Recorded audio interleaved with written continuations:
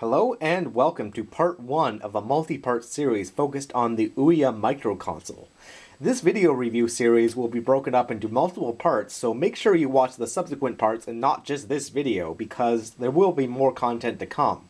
In this first video, I'm going to be doing an overview of the console itself and the controller, and just talking about what I think about the console and what I think about the controller.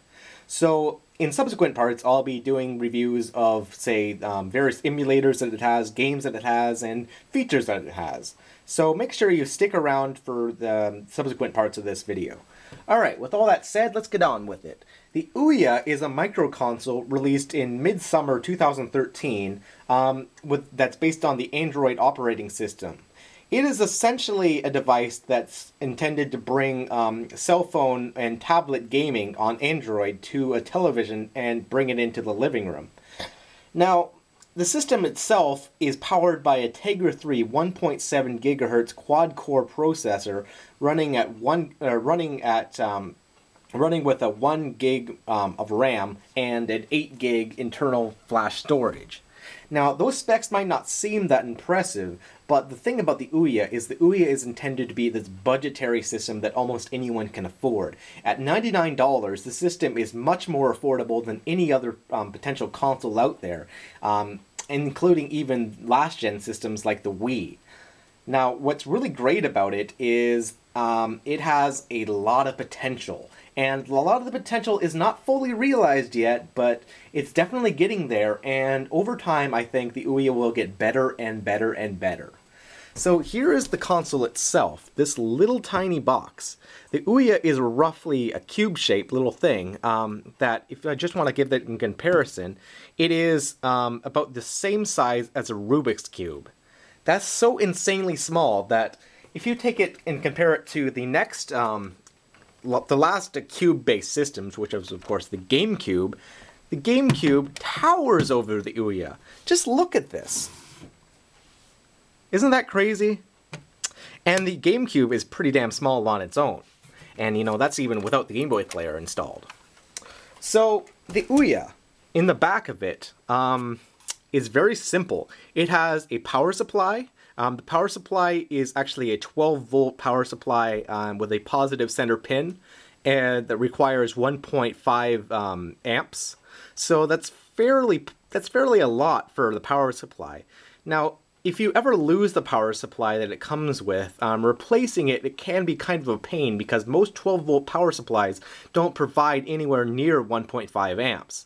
Most of them that you'll find will be in the 750 to 900 milliamp range, which is definitely not enough. Now, I don't think the Ouya really needs 12 volts and 1.5 amps, but the reason why it's so high is so that developers, if they should wish, could really amp the processor and really just to get the most out of it. This couldn't be done on, say, a tablet or a cell phone because the battery life has to be concerned. When you're powering this from the wall, power supply, concerns are obviously not important anymore, and you can really just get away with far more than you could on a tablet. Even though the processor might not be that impressive compared to, say, high-end tablets or, of course, the next-gen consoles coming out, the Ouya really doesn't need to be more than what it is. Now, all that said, let's turn it over again. Below that, you'll see an Ethernet port. The Ethernet port is not actually necessary, but it can actually be used instead of the built-in Wi-Fi. The Wi-Fi is pretty much all you need, but if you want, you can use the Ethernet. Beside that is a tiny micro USB port. The micro USB port is solely used for interfacing with a PC or a Mac. With a PC, you don't need any sort of setup, but you will need a special program on a Mac to interface this with a Mac. All that does is allows you to, use it as a file manager and transfer files to and from your Ouya. Below that, you have your single USB port, which, I wish there was more than one. I mean, it's kind of a pain to just have one, but this is used for things such as using a memory card or using a USB controller or pretty much any other USB device that you want. Next to that is your HDMI port. Now what's really great about this is this system provides native 1080p for all content. It does support 720p as well, but the 720p signal is actually a downgraded 1080p signal. Now, if you have an HD TV, this is absolutely fantastic. But what sucks is that this thing, you know, out of the box without a converter is not going to be compatible with an older SD television if you have an old CRT or whatever. Now, all that said, this thing is relatively simple. It's got an aluminum shell that's very rugged, heats up a little bit, so it acts as a little bit of a heat sink. And on the bottom, you have this fan. The fan doesn't actually turn on unless it's really needed. Now, what's really great about that is obviously if the fan isn't running, it makes no noise. And even if the fan is running, the fan is very quiet in the Ouya, especially compared to something like the Xbox 360 or even the Dreamcast, because both of those systems are notoriously loud. The Ouya is definitely not. So all that said, let's take a look at the controller. Now, this is the Ouya controller. The Ouya controller is a built-in Bluetooth controller that has a built-in battery, so you can't even remove it. It is pretty damn awesome. There's a lot of things I like about this, and there's a couple things I don't. For one thing, you'll notice it has the dual twin-stick design as like the 360 controller. In fact, it is very similar to the 360 controller. One could say it's almost directly, you know, inspired by, would be the polite term. But yeah, it's pretty much the Xbox 360 controller in a nutshell. Differences include the D-pad being extremely better than the Xbox's D-pad.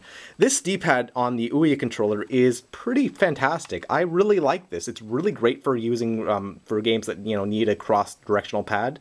The analog sticks are kind of nice. They, you know, they can be clicked in. You have the force face button spelling out Ouya. You have your sync button, but what's weird about it is it doesn't have a start and select button. How could that be? What kind of oversight was that? Now, if you're going to use this for emulators for old retro systems, start and select are usually divvied up to either one of the two shoulder buttons or the left and right stick clicks inward. So either your L3 or R3 buttons. Now, that's okay, but just why the hell didn't they put a start and select button on it? Ugh. Anyway, above that, what's unique about this controller is it has a touchpad. The touchpad can be used to control a little mouse around, and it's really not really useful for most games. Of all the applications out there, only a couple really take ever advantage of it. And so, you know, I'll reserve judgment to see, you know, if there's anything out there that would really make good use of it. But so far, it just seems like a novelty. Now, atop the controller, you have 4 shoulder buttons that are, you know, very, very shiny, as you can see. The first 2 are just your normal L and R buttons, these very simple buttons. And the latter 2 are triggers. Now, these triggers are analog triggers, just like the Xbox 360's. But what's unfortunate about them is they're not very good. They're very loud. You can hear there. And they just don't feel that great. Luckily, there aren't that many games that really need these as primary fire buttons. The Ouya doesn't really have that many first-person shooters right now, and I suppose over time it will become more of an issue, but, you know, the trigger's not that great.